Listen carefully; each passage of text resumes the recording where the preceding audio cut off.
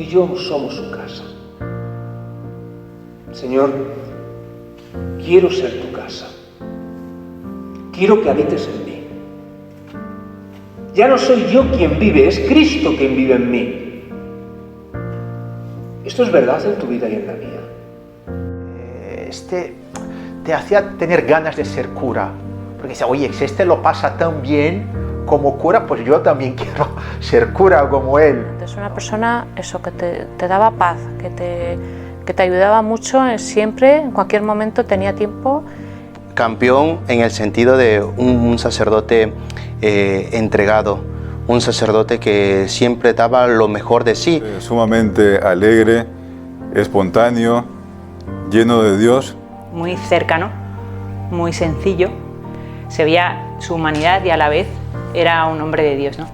Era un tipo muy completo, era culto, listo, divertido, equilibrado, tenía buen carácter, sabía conocer a los demás, o sea, desde el punto de vista humano, realmente era un tipo muy completo.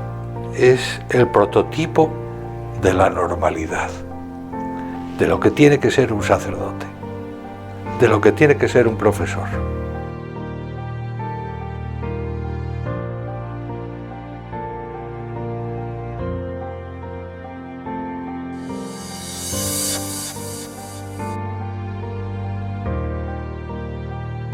Un hombre que dejó una huella indeleble, un recuerdo que inspira y enseña, un sacerdote que supo vivir a plenitud su misión de servir, con un toque característico de sencillez y cercanía, un sacerdote con los pies bien firmes en la tierra.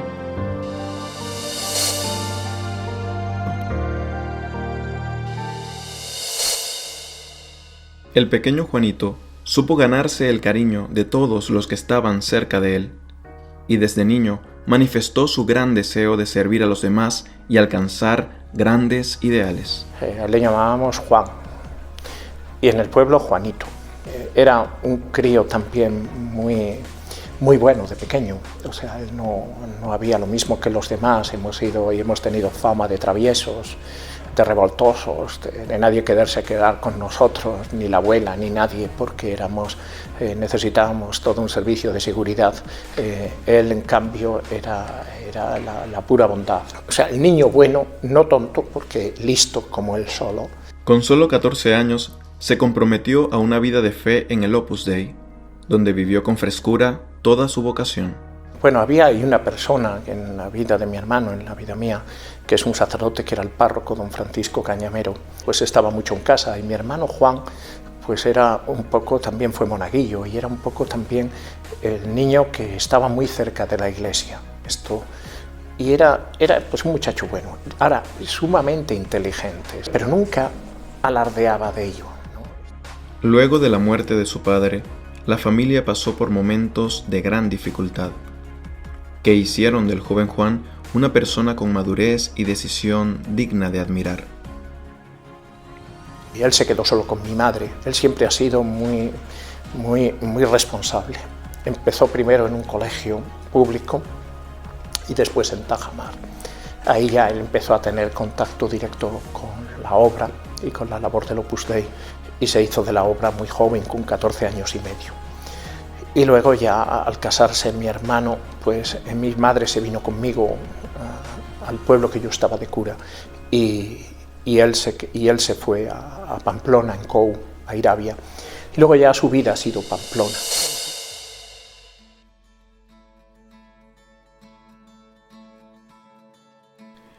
Con 18 años comenzó sus estudios en la Facultad de Filosofía y Letras para estudiar filosofía pura.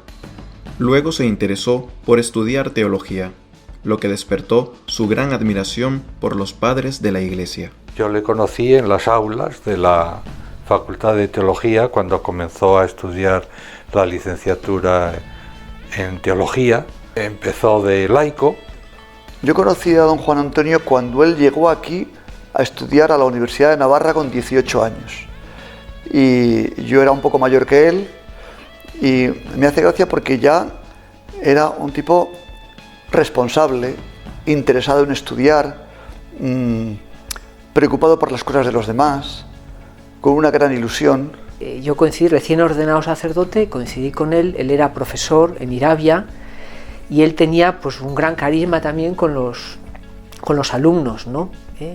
Yo era sacerdote de un club juvenil donde él estaba allí como monitor, preceptor y iban unos cuantos chavales, y entonces yo supongo que igual que en el colegio, allí tenía un gran manejo con los jóvenes, con los niños, ¿no? Es decir, que tenía una gran capacidad de contactar con ellos, de aconsejar. Cuando tenía entre manos algo que valía la pena y que tenía que ver con el crecimiento profesional, humano y espiritual de otras personas, eso le parecía maravilloso y se entregaba y pensaba que era una cosa maravillosa. Cuando yo le iba diciendo, mira, conviene que hagas esto, lo otro, de más allá, él siempre me respondía, hecho, hecho, hecho. Yo me quedaba un poco perplejo, porque decía, ¿cómo? Le estoy diciendo cosas que ya ha hecho. Hasta que con el tiempo me di cuenta que esta respuesta me la hacía casi siempre a las cuestiones que yo le planteaba o a los trabajos que había que hacer. Hecho.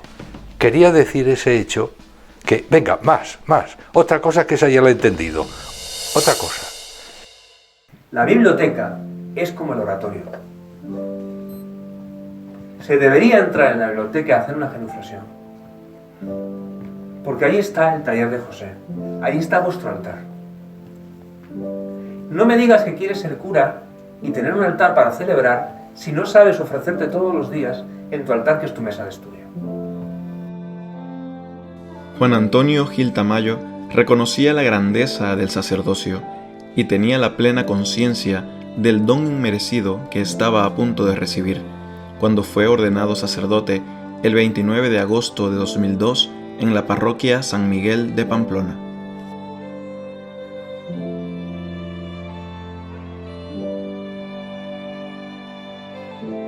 Sí hay un momento en que a mi madre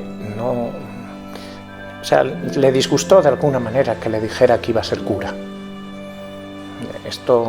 Mi madre estaba ya con un cura en la familia, ya tenía bastante, que era un servidor, y decirle el otro, pues... Alguien que tenía un proyecto en la vida, lo cual, pues no sé, a los 25 años, o 30 o 35, es normal, pero él ya pensaba en qué quiero hacer con mi vida, cuál quiero que sea mi legado, mi impronta, cómo voy a ayudar a los demás. Eso es lo que para mí era sorprendente de Juan Antonio Gil, al que yo conocí con esos 18 años recién cumplidos, ¿no? Lo curioso del caso es que durante esas vacaciones se ordenó sacerdote. O sea que en agosto yo me entero, él no me había dicho nada de todas estas cosillas suyas, y de la noche a la mañana me entero que se va a ordenar sacerdote. Nos dijo que se iba a ordenar dentro de unos años y que se iba a preparar de manera especial en Pamplona, haciendo la licenciatura en teología. Y bueno, pues eso no nos cambió nada en cuanto él seguía estando en Pamplona, solo que en vez de estar en el colegio de profesor en Irabia, él estaba en un centro de la obra viviendo. Y bueno, mi madre sí se emocionó cuando lo vio con sotana por primera vez, con una cara de niño. Y bueno, pues tuvo la ordenación y bueno, pues estuvimos todo muy rápido, ¿no? O sea, y después, bueno, la primera misa en el pueblo, que fue en el Cristo, y luego ya se fue a poco tiempo. O sea, que siempre mi madre poder estar con los dos hijos curas, salvo cuando ya luego él iba en el verano 8 o 10 días, y se iba el cura de mi pueblo, y él atendía, él celebraba, él predicaba, y bueno, eso a mi madre sí le llenaba de satisfacción. Y nos ha llamado para salvarnos. Por eso cuando alguien piensa o me dice que la vocación es su salvación, yo me alegro tanto, porque para mí mi vocación es la salvación. Señor, tú me has salvado con mi vocación. ¿Dónde estaría yo sin vocación? ¿Dónde estarías tú sin tu vocación? Poco a poco, logró destacar entre el claustro de profesores de la universidad, llegando a ser parte de la junta directiva de la revista Scripta Teologica y director de estudios de la Facultad de Teología en la Universidad de Navarra. Y entonces fue nombrado como profesor ayudante, es decir, que estaba ya en puertas de ser nombrado profesor con todas las letras. La primera clase que dio me dijo que por favor estuviera yo, que me pusiera entre los alumnos para escucharle y poder ayudarle después. Claro, esto conmigo no lo hicieron y me cogió de sorpresa la gran humildad, la gran sinceridad de este hombre. Es decir, bueno, va a ser la primera clase, no sé qué va a pasar, cómo va a resultar, y pues que esté mi maestro delante y después me podrá decir cosas. Pues dice, ¿qué tal, don Marcelo? Digo, bueno, a partir de este momento soy colega tuyo, trátame de tú. Y segundo, no tengo nada que decir porque nada me ha llamado la atención que desdiga o desfavorezca de tu condición de profesor. Un gran intelectual, o sea, un gran teólogo, pero encima es que era un gran hombre de gobierno. ¿Quién puede liderar este proyecto? ¿Quién puede? Pues en nuestra general estaba Juan Antonio, eso porque era un hombre muy sensato, muy ordenado, muy equilibrado y en fin, pues sí, una gran persona, un gran intelectual, un gran hombre de gobierno. Sí. Y entonces recuerdo que a los 3 años de estar en la revista Escrita Teológica fue nombrado director de estudios, es decir, que pasaba a formar parte del gobierno de la facultad. Muy trabajador, aprovechaba el tiempo muchísimo, o sea, a mí me llamaba la atención cómo le daba tiempo a todo y en ese aspecto muy buen director de estudios. Para mí, o sea, profesionalmente me ayudó mucho y era una especie de exigencia, pero a la vez sin agobiarte y tranquilidad. Todas las 24 horas del día soy de Dios, soy consagrado. No solamente es que desciende el Espíritu Santo y lo consagra, sino que además Dios le está diciendo, estás en mis manos, eres mío, eres mío. Sin palabras, imbuía, difundía un respeto, claro, cuando se habla de terceras personas, entre dos, pues hay que tener mucho cuidado con las palabras, y él esta prudencia siempre la manifestaba, juntamente con su alegría. Una relación, pues eso, que sabían que era director de estudios, pero sabían que él le explicaba lo que fuera y se quedaba la gente convencida. Entonces, siempre había como mucha cercanía y a la vez exigencia. Y le decía, don Juan, no puedo, esta materia es muy difícil, estoy cansado. Y él me decía, mira, tienes que tener la mente en los libros, pero tu corazón en tu diócesis. Porque vienes aquí para prepararte, para dar un mejor servicio a tu diócesis. Bueno, yo creo que Juan Antonio Gil era consciente de que solo podías ayudar a una persona si la querías. Es más, si se sentía querida por ti. Pocos años después de ordenado, es llamado para servir en el Seminario Internacional Bidasoa, donde desde su llegada supo ganarse el cariño y la admiración de todos. Sí que se notaba que rápidamente, por ese carisma que tenía y ese también espíritu de servicio y tantas otras cosas, y gran personalidad, pues rápidamente enganchó muy fácilmente con los seminaristas. Él comenzó siendo formador de uno de los grupos en la sede antigua de Bidasoa y después ya los últimos años pues, ha sido director espiritual, ¿no?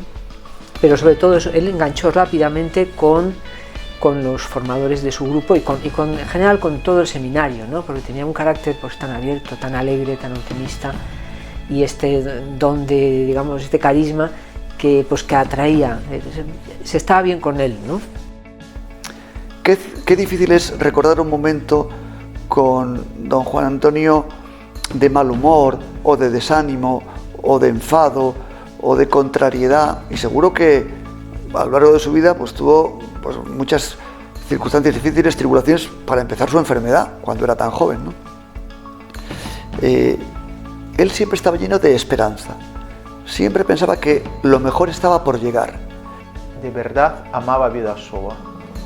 Desde el inicio, o sea, cuando ha llegado aquí, se vio claramente que se había conectado con todo lo que significaba Vida Soa, que es más sencillamente que un seminario, ¿no? Es todo un modo de vivir la formación sacerdotal con el espíritu de familia, de hacer que todos los seminaristas, aunque vengan de muchos países, se puedan considerar como parte de una única realidad. Don Juan Antonio se convirtió en el apoyo de muchos seminaristas, resaltando su ser discreto, pero al mismo tiempo fue un ameno conversador, una persona piadosa, de intensa oración, pero sin dejar de ser cercano, un amigo siempre leal, un hombre con el corazón abierto, animando a ser santos y a ir siempre a por ello. Siempre él pues invitaba a dar lo mejor de uno mismo, tanto en la oración, por ejemplo, siempre lo veíamos en la capilla ahí rezando de la mejor manera. En los estudios, cuando él preparaba sus clases y daba clase, era magnífico. Muchas veces en las clases estábamos en clase y te la daban tan bien que te metía a la historia y él decía, hey, anotar, porque esto viene en examen. Y nosotros estábamos como volando, no sé, porque eran unas clases tan emocionantes. Con su vida siempre apuntaba a lo importante, siempre apuntaba a Dios. Y que en él toqué, palpé esa solicitud y esa cercanía que se requiere y que se dice que tiene que tener un sacerdote y que también es propia de un padre, no de la paternidad. En cualquier situación cuando estamos tan tensos, recuerdo que las tertulias con don Juan eran tan alegres, o sea, nunca fue una tertulia aburrida. Aunque nos quedáramos sin palabras, él no sé cómo hacía, siempre sacaba algo. Y también de alguna manera eso nos tiene que llevar a amarla tanto a la Iglesia que estamos disponibles para atender cualquier necesidad de la Iglesia donde sea. Y todo sacerdote tiene que tener espíritu misionero. Todo sacerdote. No era solamente un hombre de calidad humana, ¿no? de reír fácilmente, de hacer que los demás pues estuvieran bien a su lado, que tuviera don de gentes, pero es un hombre de mucho conocimiento también, ¿no? Que había estudiado allá en Roma, en el Patristicum. Aquí, habiéndonos predestinado a ser hijos adoptivos por Jesucristo. Somos hijos de Dios. Somos hijos de Dios en Cristo. Eso es lo que somos. ¿Tú qué eres? ¿Un hijo de Dios? ¿Tú te has parado de verdad a darte cuenta? Yo me lo pregunto también, lo que significa que Dios me diga, Filius meus, es tú. Tú eres mi hijo. Mi amado, mi predilecto, tú eres mi hijo. Una gran capacidad para conectar con las personas y colocarlas en la órbita de la voluntad de Dios y en la lógica de Jesús y del Evangelio. Pero siempre él era como que tienes que hacerlo mejor, tienes que dar lo mejor, lo puedes hacer todavía mejor, ¿no? Nunca estaba satisfecho porque sabía que siempre se podía hacer más, ¿no? Yo recuerdo una vez que me lo encontré en el pasillo. Y después de tanta insistencia y todo eso, pues una vez yo le dije en el pasillo, ¿no? Don Juan, le digo yo, que quiero ser santo. Se lo dije en el pasillo, ¿no? Y él solo me miró y se sonrió y me dijo, eso es, me dijo. Yo con él palpé que la vida cuando se abandona y se deja en las manos de Dios, cuando somos capaces de dejarnos en las manos de Dios y dejar que Él tome el control, la vida no tiene por qué temer, no hay temor alguno que quepa ahí. Las meditaciones de él, pues, era reflejo de lo que él vivía. ¿Ya? Él hablaba de lo que vivía. Entonces, hablaba con una seguridad. Me enseñó a ser muy agradecido siempre con las cosas que recibes. Porque él mismo, no solo en su enseñanza, sino en su ejemplo, porque ahora tengo todavía sus mensajes guardados en mi móvil diciendo, mi querido Aurelius, 1.000.000 de gracias por tus oraciones y cariño maravillosa. 1.000.000 de gracias, campeón, como así siempre me mando mensaje de agradecimiento. Es un sacerdote ejemplar porque de él he aprendido a rezar. Me acuerdo muy bien que todos los días que yo volvía de la facultad un poco ya cansado, yo veía a don Juan Antonio sentado ya en el oratorio en conversación con el Señor.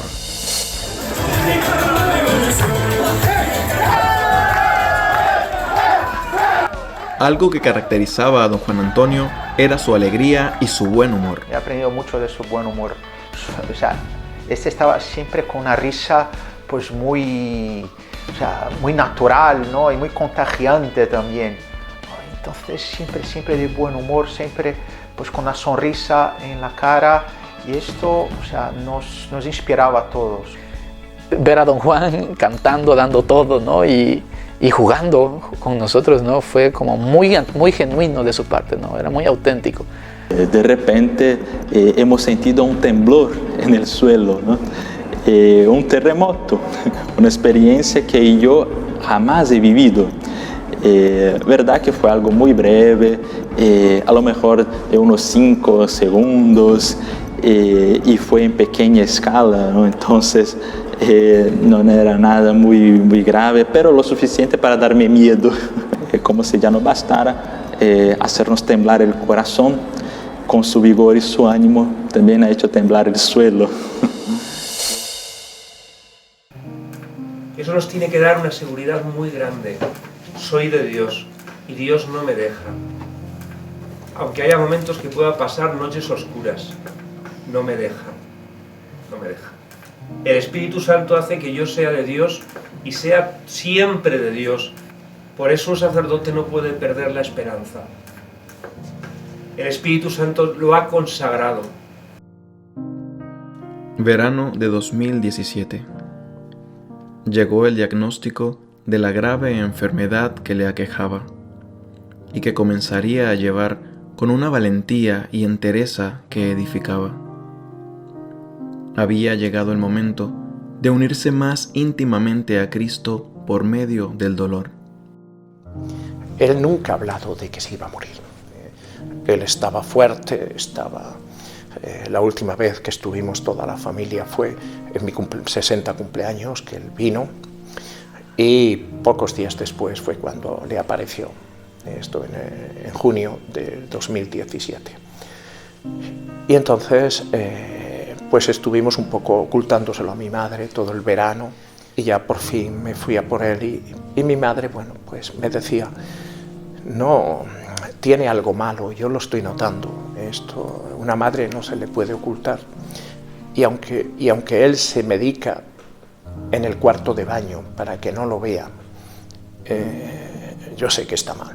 Pero fue duro para todos, ¿no? Fue duro para todos porque había muchas esperanzas en don Juan Antonio, vamos, todas las esperanzas de que tenía una gran experiencia aquí de la formación del seminario después de tantos años, y entonces fue un golpe duro, la incertidumbre de primero pues que unos dolores, que era esto, tal, hasta que ya se supo, ¿no?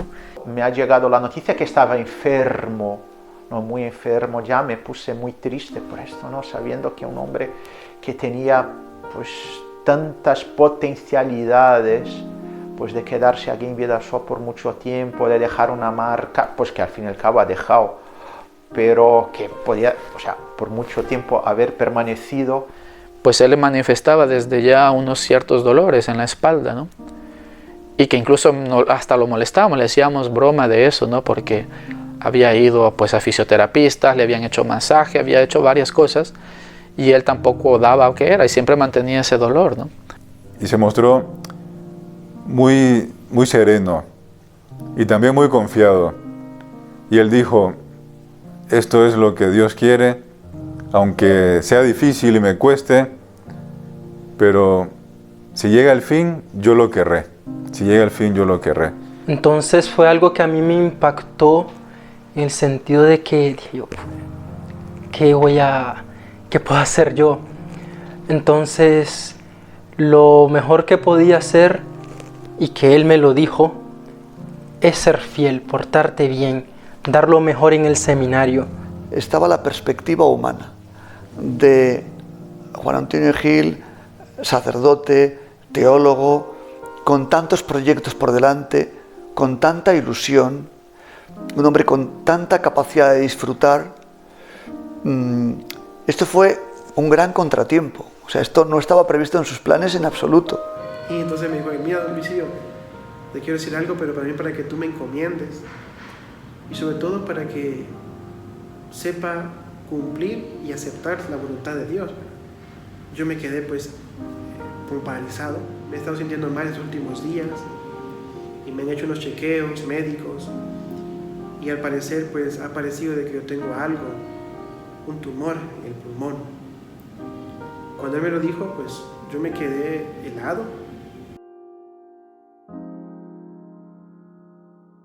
Don Juan Antonio nunca perdió la alegría y el buen humor que lo caracterizaba, porque sin duda estaba convencido que esperaba la vida con mayúscula, y vivió su paso por la tierra con una santidad que supo forjar desde la naturalidad de las cosas pequeñas. Vivimos con Jesús. Ya no soy yo quien vive, es Cristo quien vive en mí.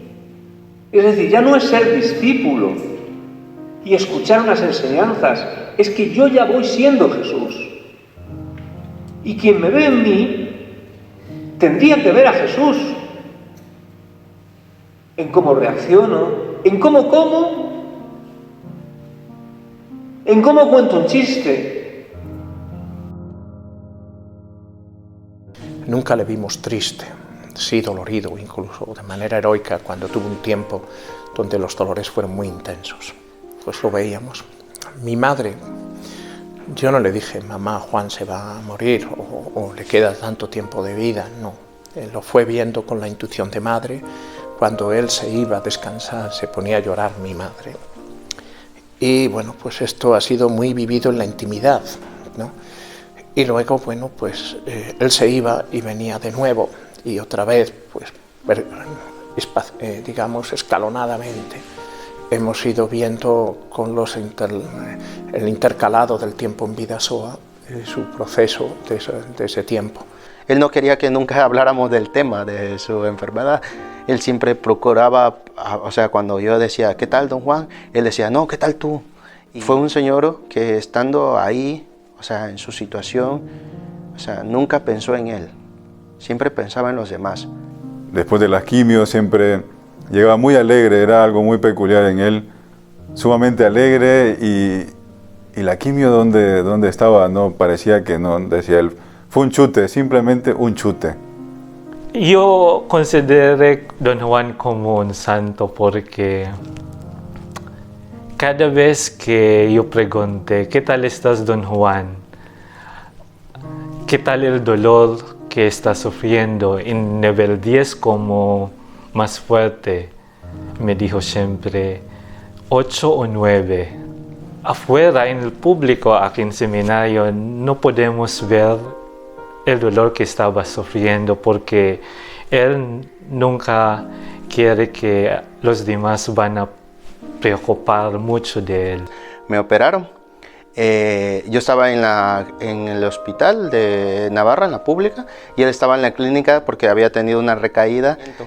Entonces, a pesar de que el Señor estaba sufriendo, o sea, siempre, nunca pues mostró interés en su dolor, sino siempre se preocupaba por los demás. Y por ejemplo, en esa ocasión que yo estaba en la clínica, él siempre me mandaba mensajes, buenos días, y estábamos platicando sobre, oye, ¿qué te dieron de comer a ti? Y no, a mí me dieron de comer esto, y a mí, y como que en ese momento, o sea, sentir su cercanía, sentir su emoción, sentir su cariño. Y sobre todo, cómo tenía esa capacidad de cambiarte de un momento a otro el panorama que llevabas, ¿no? Desde que tú llegabas a la dirección espiritual con él, abrías la puerta y te decía, anda, monstruo, pasa. Parecía que todo tomaba otro color. Recuerdo con mucho cariño también cuando una vez acompañé a don Juan Antonio en una de sus sesiones de tratamiento en la clínica de la universidad. Y me impresionó, ahí cuando lo llevé a la clínica, ¿no? Me impresionó mucho su serenidad, su tranquilidad, mismo delante del dolor, que no era fácil, de las dificultades del tratamiento. Siempre veía la sonrisa en sus labios y la esperanza en sus ojos. No hablaba mucho de su enfermedad, no quería como pues eso, quejarse y tal, pues a ver, es que me viene bien también estar un poco en clase, así me despejo un poco, salgo, necesitaba un poco, pero la verdad es que fue sobre todo ya ese momento que ya iba un poco así encorvado, estaba más delgado, se le notaba, sí, entonces fue impresionante porque era una persona joven, entonces claro, de pensar ya que podía ser una cosa del cuello, de no sé qué, de tal, que fuera ya un cáncer de pulmón, pues la verdad es que fue impactante.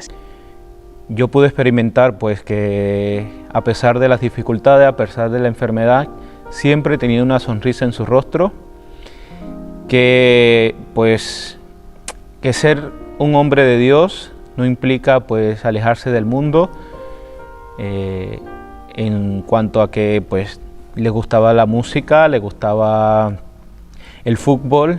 En su enfermedad se notó mucho, ¿no? O sea, él pues seguía dándole importancia primordial a la gente a la que seguía, por cierto. O sea, algún seminarista me comentó, ¿no?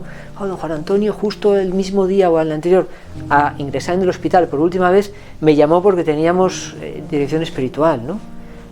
Bueno, o sea, son cosas, ejemplos muy concretos de que, o con el esfuerzo por celebrar la misa, ¿no? Entonces, pues, se ve que son muestras de que la Iglesia, servir al Señor, su sacerdocio era lo primero.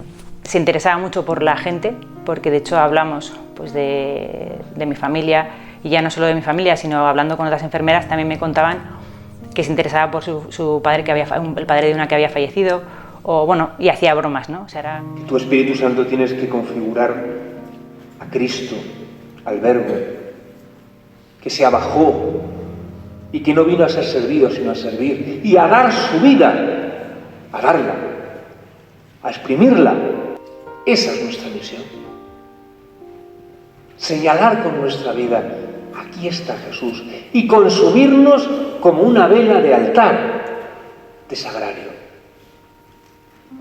Consumirnos hasta el final. Era que era muy risueño, muy alegre, muy optimista. Claro, eso es la punta del iceberg, ¿no? Ya después abajo era muy piadoso, y basta verle, pues como eso los seminaristas que todavía le vieron lo saben, ¿no? Siempre estaba en su momento, en su punto, en el oratorio. Cuando llegaba la gente de la facultad, ahí estaba don Juan Antonio en su lugar, con su carrito de oxígeno, rezando al Señor, ¿no? Y él tiene una gran devoción a la Virgen, ¿no?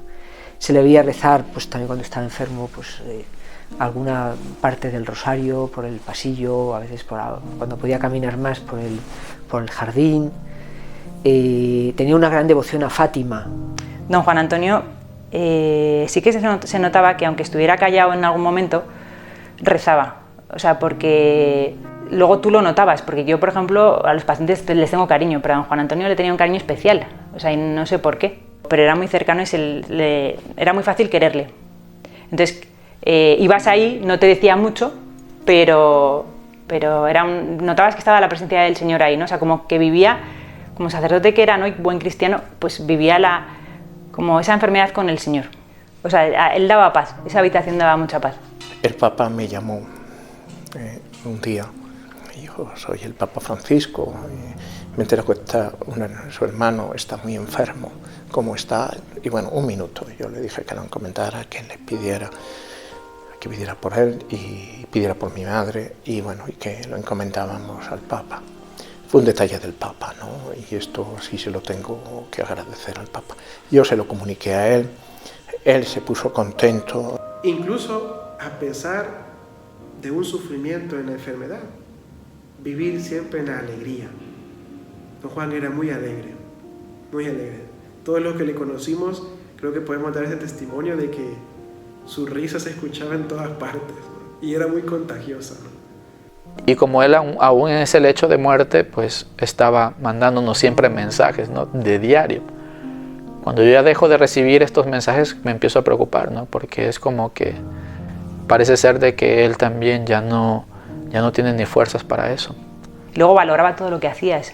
O sea, era una gozada atenderle, porque no se quejaba, yo no le oí ni una queja, y una aceptación que ya te digo, creo que no la decía, pero la vivía con el Señor. Él nunca pidió analgesia, ¿vale? Nunca lo pidió. De hecho, yo me di cuenta que tenía dolor en los momentos que le subíamos un poco en la cama, porque él no se podía poner de lado, de ninguno de los dos lados, y estaba siempre boca arriba. Jamás se quejó de nada, y de hecho eso es muy normal en los pacientes, o sea, a cualquiera que pues, se queja. Él no. El 9 de marzo de 2019 parte a su encuentro con aquel a quien le había servido durante toda su vida, sin perder nunca su convicción de ser un amado del Padre, y que gracias a su sacerdocio había podido ganar más almas para Dios. Bueno, fue doloroso y al mismo tiempo él no quiso ni que mi madre lo viera, ni que, de hecho, no ha habido imágenes de él que yo le pueda enseñar a mi madre, que él en eso ha sido muy cuidadoso de evitarnos sufrimiento. Y era una delicia verle pues morir una muerte de un santo, ¿no? Don Juan Antonio agradeció mucho, incluso, me acuerdo explícitamente, agradeció mucho al Opus Dei, como que es agradecer a la Iglesia, ¿no? Pues que le llevó a Dios, que le estuvo con Dios, que le hizo descubrir su relación con Dios, y ese es el pensamiento que tuvo final, ¿no? Incluso el día de su muerte, él se le veía muy tranquilo, muy en paz, una persona que ha experimentado el amor de Dios y que quiso compartir ese amor de Dios a los demás. Lo último que me dijo fue que seas muy fiel, para toda la vida, muy fiel. Y es algo que siempre recuerdo, cada día recuerdo. Y le dije, don Juan, pasábamos como dos personas a la vez, y le dije, don Juan, no se olvide de sus seminaristas. Yo le tomé la mano y recuerdo que llevaba una estampa de la Virgen de Guadalupe y le dije, bendígame esto por última vez. Y no sé si estaba escuchando o qué, pero yo sentí que él me apretó y le dije pues que muchas gracias por todo. Gracias por su ejemplo. Creo recordar que era ya tarde, era alrededor pues ya creo que, no sé si ya habían pasado las 6 de la tarde, pero era pues en ese horario, cuando escuchamos, ¿verdad?, el sonidito de la alarma de la habitación, que significaba pues que ya había fallecido. Yo recibí un mensaje que don Juan ya murió. Me quedé sin palabra porque me da mucha tristeza ese momento. Cuando yo llegué aquí en seminario, yo fui directamente al oratorio y encontré a don Emilio y me abrazó mientras llorando. Después yo fui directamente a su habitación para buscar su escapulario de tela porque él me encargó su escapulario que en el día de su muerte, cuando el momento ya llega, hay que quitar su escapulario de metal y hay que regalarlo a su madre y va a usar su escapulario de tela. Fue un día muy triste para mí. Y claro, cuando lo pierdes, no hay consuelo humano que pueda compensar todas esas cosas. Esa relación que existe entre un padre y un hijo, y en más de una ocasión, pues yo dije, pero Señor, ¿por qué? Recuerdo que él murió un sábado y se despidió de mí. Lo que me dijo, dice, estate tranquilo, Marcelo, que ya lo tengo todo hecho. Lo cual demuestra mi preocupación por él y la preocupación de él por mí. Es que la parte humana estaba ahí, ¿no? La parte humana, digamos, de la contradicción, pero la parte sobrenatural de amar la voluntad de Dios fue creciendo cada día. Entonces al final lo que quedaba era solo eso, era, bueno, Señor, yo estoy aquí el tiempo que tú quieras y encantado de hacer tu voluntad. Esto es el modo de concluir su vida en la tierra de Juan Antonio Gil. Y lo que más recuerdo yo al final de la misa es cuando yo le dije a don Juan, que todavía estaba allí de cuerpo presente, que mi vocación se la debía mucho a él, ¿no? Que después de Dios era él, ¿no? Y bajé y le di un beso, ¿no? Pero digo que por una parte el sufrimiento y el dolor era muy grande entre todos nosotros, los seminaristas, los formadores, los que trabajaban en la Universidad de Navarra, sus familiares y amigos. Muy grande la tristeza. Pero por otra parte, sabíamos que ahora teníamos en el cielo un santo para interceder por nosotros. Estaba con la noticia que don Juan había fallecido. Y luego se me vino a la mente, Dios mío, don Juan es sacerdote para la eternidad. Y yo estoy seguro que don Juan ahora desde el cielo se une también a la Santa Misa que yo celebro aquí en la tierra. Hoy él sigue vivo en el corazón de todos los que lo conocimos. Sus enseñanzas, su amor y su risa todavía están en cada rincón de nuestra casa. Su casa, el Seminario Internacional Bidasoa. Pues que él allá del cielo, ¿no? Pues sigue pues trabajando por Bidasoa, ¿no? Sigue pues ayudándonos, sigue inspirando pues de un otro modo, que tengamos la sonrisa en la cara, ¿no? Y que podamos dar buenas risadas. Acudo a don Juan Antonio a pedirle por cosas del seminario, ¿no? Pues era paciente cuando había que serlo, sabía exigir, sabía tirar, sabía...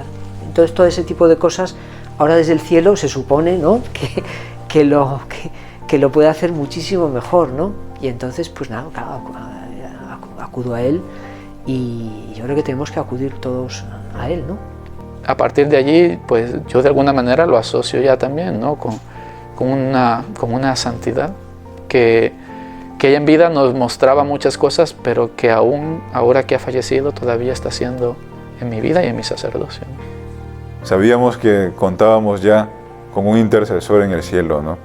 Porque realmente era otra característica de don Juan, aunque su vida era muy sencilla, pudiéramos decir que nada extraordinaria, pero que se notaba de que intentaba seguir a Dios a toda costa.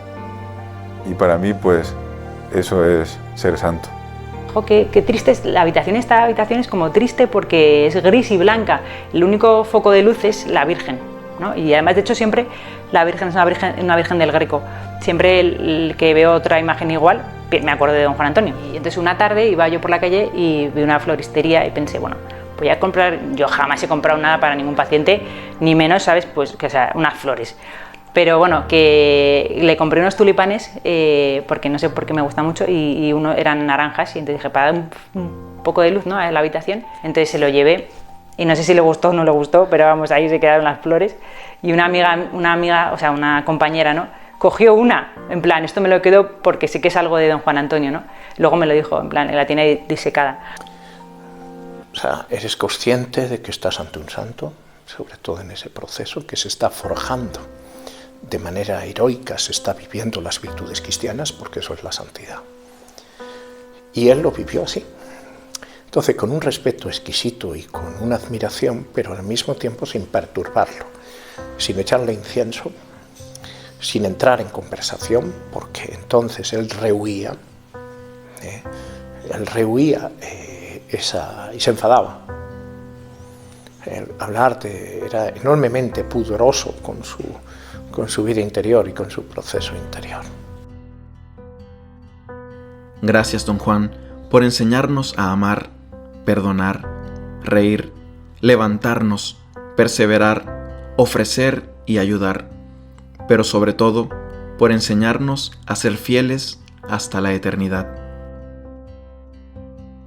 Que el Señor se ponga contento cuando tenga que juzgarte. Y creo que pensé en ese momento, pues se va a poner contento, ¿no? Porque va a ver cómo un hijo suyo acude ante él con las manos llenas. Me quitó miedo a la muerte, porque eso ahora lo recuerdo. Me acuerdo que yo decía, bueno, si morir es morir como él ha muerto, pues tampoco es tan malo, ¿no? Él me ha enseñado a vivir con la misma alegría y con el mismo amor la vocación al sacerdocio, como él mismo lo ha vivido. Y obviamente el amor a los padres de la Iglesia, esto no puede faltar. Los padres de la Iglesia a los cuales él dedicó mucho de su vida enseñándonos. Que pues vale la pena entregar su vida a Cristo y él te lo demostraba no por medio de palabras, sino por medio de obras. O sea, don Juan Antonio te hacía ver que la entrega valía la pena y que se podía ser feliz entregando su vida a Cristo. Hoy tus hijos están por todo el mundo, llevando a Dios a tantas almas y ganándolas para el cielo, como tanto nos enseñaste. Gracias, don Juan. Gracias, campeón. El sacerdote, por el sacramento del orden, recibe el sello, el carácter, un sello en el alma que nos consagra. Consagrar, es decir, somos sagrados. Un sacerdote, por el hecho de sacramento del orden, por el Espíritu Santo es sagrado. ¿Eso qué significa? Que el Espíritu Santo lo ha convertido en pertenencia de Dios. Dios, soy su pertenencia, le pertenezco. Y le pertenezco toda la vida, sacerdos in aeternum.